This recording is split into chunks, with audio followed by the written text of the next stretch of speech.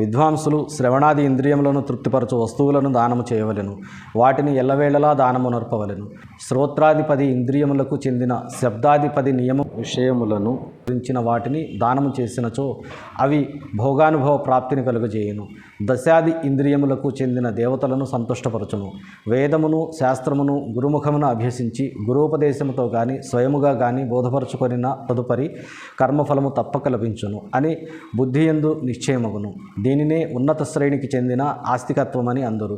సోదరులు, బంధువులు లేక రాజు యొక్క భయము చేత ఆస్తిక బుద్ధిని శ్రద్ధను కలిగి ఉండుట కనిష్ట శ్రేణికి చెందిన ఆస్తికత్వము అనబడును. దరిద్రుడు ఏ వస్తువును లేనివాడు వాణి ద్వారా కర్మ ద్వారా యజనము చేయవలెను. మంత్రములు, స్తోత్రములు, జపములు వాణి ద్వారా చేయబడు యజనమని తలంచవలెను. తీర్థయాత్రలను, వ్రతాదులను పండితులు శారీరక యజనములుగా భావించెదరు. కొంచెము గాని ఎక్కువ గాని ఏ ఉపాయం చేతనైనను దేవతార్పణ బుద్ధి చేత చేయబడిన దానము సత్కర్మ భోగములను సమకూర్చుటలో సమర్థవంతమగును. తపస్సు, దానము ఈ 2 కర్మలు ఎల్లప్పుడూ చేయవలెను. రంగు కలిగి ఉండి గుణముల చేత సుశోభితమైన గృహమును దానము చేయవలెను. బుద్ధిమంతుడగు పురుషుడు దేవతల తృప్తి కొరకై ఏమాత్రము ఇచ్చినను అది ఎక్కువగా అన్ని విధముల భోగములను ప్రసాదించునదై ఉండును. ఆ దానము చేత విద్వాంసుడగు పురుషుడు ఇహపరలోకములందు ఉత్తమ జన్మను పొంది సదా సులభమగు భోగములను పొందును. ఈశ్వరార్పణ బుద్ధితో యజ్ఞములు, దానములు మొదలగు కర్మలను చేసిన మానవుడు మోక్షఫలమునకు అర్హుడగును.